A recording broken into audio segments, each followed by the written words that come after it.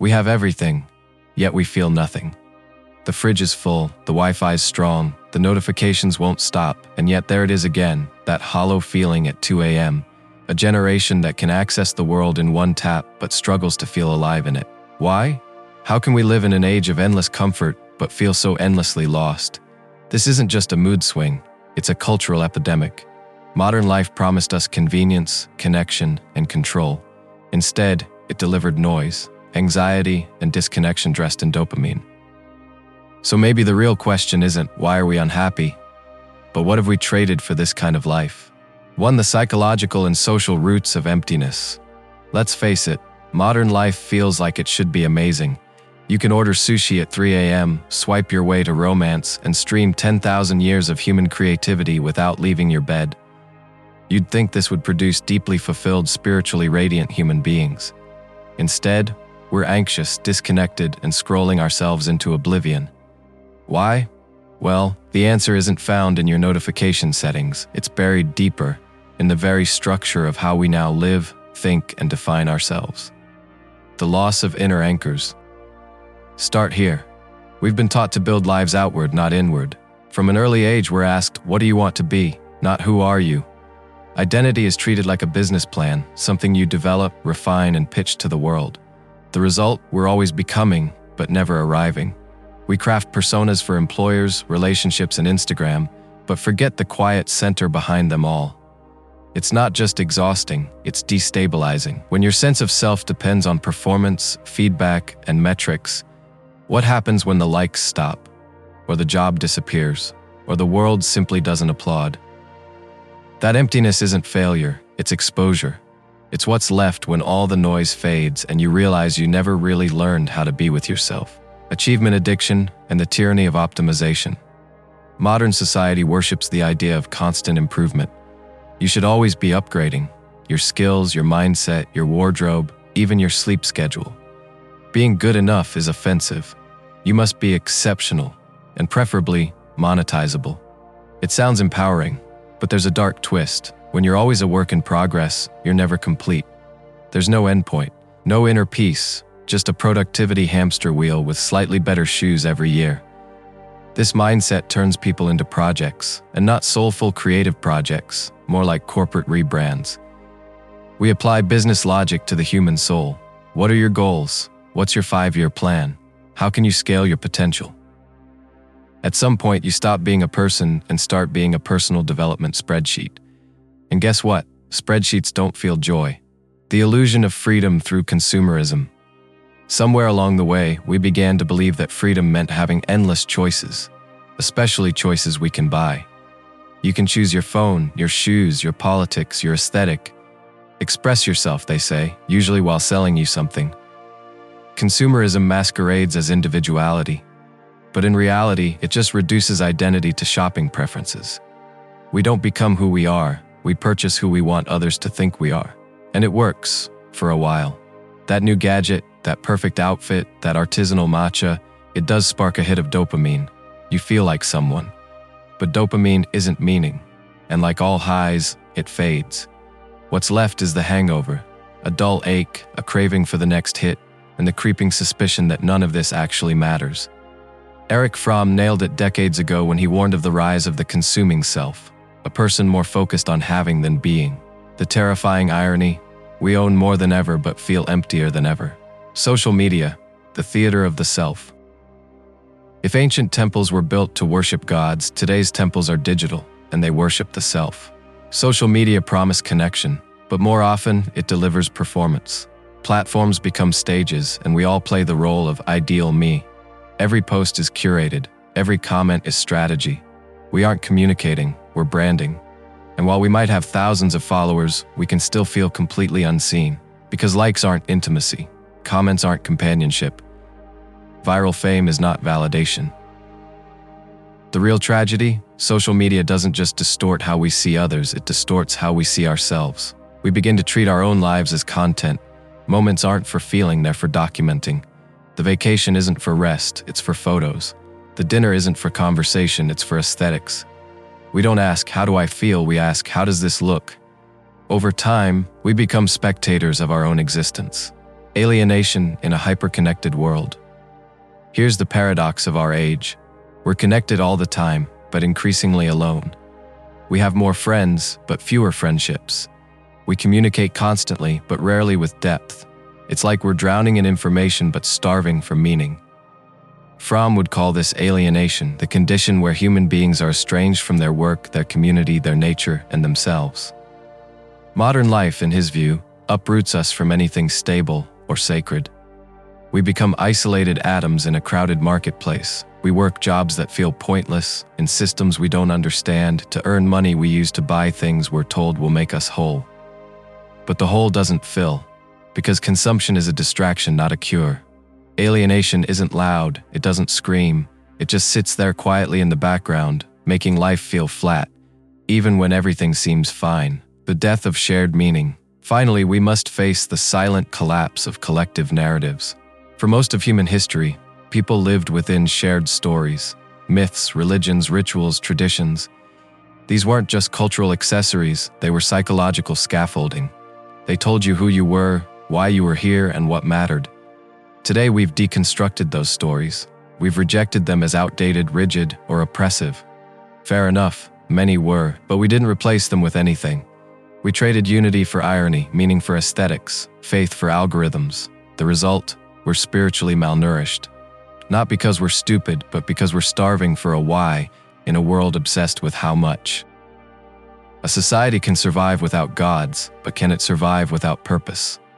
Closing thought for this section. So why does modern life make us feel so empty? Because it's designed to stimulate, not satisfy, to impress, not connect, to optimize, not understand. We're sold a version of life that keeps us busy, distracted, and perpetually unfulfilled, because fulfillment doesn't sell. But the truth is, your emptiness isn't a glitch. It's a signal, a wake-up call, the most honest part of you whispering, "This isn't it." And maybe, just maybe, that's where the real search begins. 2. Integrating philosophical thought, time to ask the hard questions. It's easy to blame social media, consumerism, or work stress for the emptiness we feel.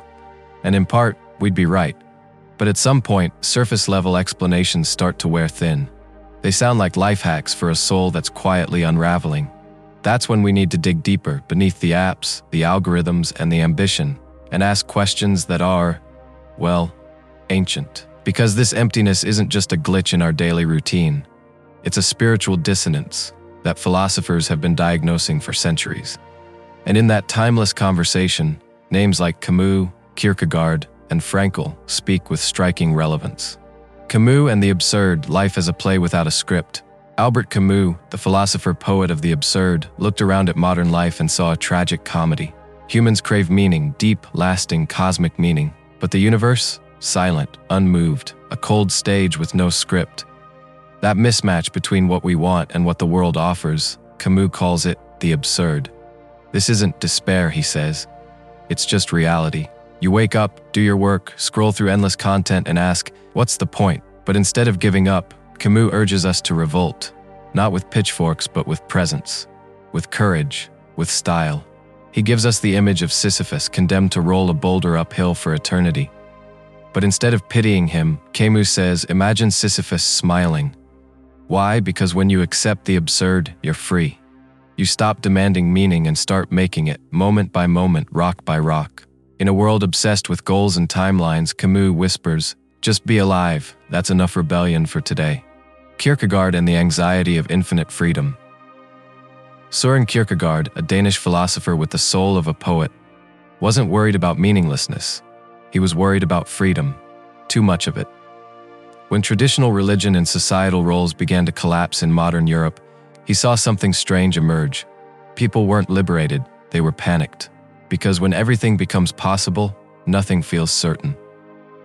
Kierkegaard called this existential anxiety, not the kind you get from your inbox or your taxes, but the deep, hovering dread that comes when you're free to choose, but have no idea what you're choosing for. And worse, every choice you make excludes infinite other versions of yourself you could have been. Sound familiar? It's the emotional weight behind modern indecision, behind the endless scrolling and the inability to commit. We stand in front of a wall of Netflix thumbnails and feel nothing. Not because we don't care, but because we care too much and can't decide. Kierkegaard believed the solution wasn't more choice, but inward faith. Not necessarily religious faith, but a leap, a deep internal yes to something, anything that gives your life shape. In a world of floating possibilities, it's the only way to land. Frankl and the will to meaning, more than happiness. Viktor Frankl, a psychiatrist and Holocaust survivor, had every reason to believe that life was meaningless. He endured conditions that most of us couldn't even imagine: starvation, cruelty, loss. But what he discovered in that darkness was profoundly human. Those who survived weren't always the strongest. They were the ones who found meaning in the suffering. Frankl wrote, "He who has a why to live can bear almost any how." He believed that our deepest drive isn't pleasure or even happiness, it's meaning. Happiness comes and goes, but meaning, that stays, that sustains. And the moment we stop searching for meaning, or worse, replace it with shallow pleasures, we begin to rot from within. He created logotherapy, a form of psychotherapy built on this very idea. We are meaning makers, not just feeling chasers. And in a world obsessed with dopamine, Frankl reminds us, pleasure without purpose is just anesthesia. So if you're feeling empty, Frankl wouldn't tell you to buy something, or take a vacation, or practice gratitude. He'd say, ask yourself what this emptiness is asking of you. Together, a quiet truth emerges. 3 philosophers, 3 approaches, 1 undeniable insight. The emptiness we feel is not personal failure. It is a predictable outcome of a world that has lost its metaphysical compass. Camus shows us the absurdity of a world that offers no meaning. Kierkegaard points to the anxiety that comes when all meaning must be chosen. And Frankl teaches us that meaning can be found, even in suffering, if we're brave enough to seek it. None of them offer easy solutions. They won't give you a morning routine or a 5-step plan. But they do something better. They validate your experience. They tell you that feeling lost is not a glitch, it's a sign you're awake. In a culture that tells you to hustle harder, stay positive, and just vibe, that kind of honesty is radical. Perhaps emptiness isn't the end, but the beginning, that void inside you. Maybe it's not a hole. Maybe it's a doorway, a space cleared out so something deeper can take root. Not a new app or a new affirmation or a new identity, but a deeper self, one that isn't measured by metrics or swayed by trends.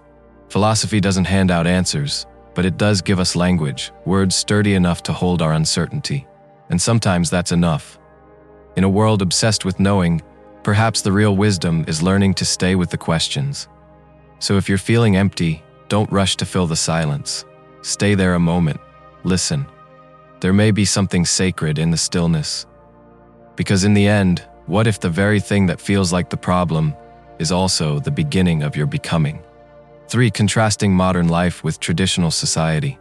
So far, we've peeled back the layers of modern emptiness, our fragmented identities, the cult of achievement, the seductive hollowness of consumerism. But to truly understand what we've lost, we have to ask, what came before? What did life feel like before the algorithm, before the like button, before your self-worth was tied to your LinkedIn endorsements? Spoiler alert, traditional life wasn't a utopia. But it had something we crave today, and that something is hard to define but easy to feel. Let's call it soul, the ritual of being human. In traditional societies, life wasn't efficient, it was rhythmic. You rose with the sun, worked with your body, and ended the day under the stars. There was no app to track your sleep, you just listened to your tiredness. And meals weren't content, they were moments of communion, not documentation. Time moved in circles, harvests, holidays, holy days. Life had chapters, milestones were shared, seasons meant something. There were beginnings, middles, and ends, not endless streams of unfinished tabs and half-read notifications. Compare that to now, where every day is a blur of mental loading screens, where the only seasons you notice are Netflix releases, where nothing ever really ends, so nothing truly begins. The loss isn't just practical, it's spiritual. Rhythm gave life texture. Today we flatten everything into productivity metrics. We used to live in time, now we try to manage it. Belonging before branding. In the village, you didn't need to go viral. Your worth wasn't based on reach, it was based on relationship. You were someone's daughter, someone's friend, someone's neighbor. You belonged, not because of your achievements, but because of your existence. There was no need for personal branding because identity wasn't something you had to invent every morning. It was inherited, embedded, and embodied. Your surname meant something. Your craft meant something. Even your flaws had a place. They were known and accepted. Today we're told, be unique, be original, reinvent yourself. But no one tells us how to handle the anxiety that comes from building yourself from scratch in an infinite marketplace of selves. No wonder we're exhausted. When everyone's trying to stand out, no one feels they belong. Limits were gifts, not prisons. Let's be honest, modern life loves freedom, but it's addicted to limitless freedom. Freedom that comes without direction, without discipline, without any clue of what it's for. Traditional societies had limits, roles, responsibilities, customs, expectations. You might say that's restrictive, and yes, it was. But those boundaries also created meaning. When you know where you fit, you know how to act, you know what matters.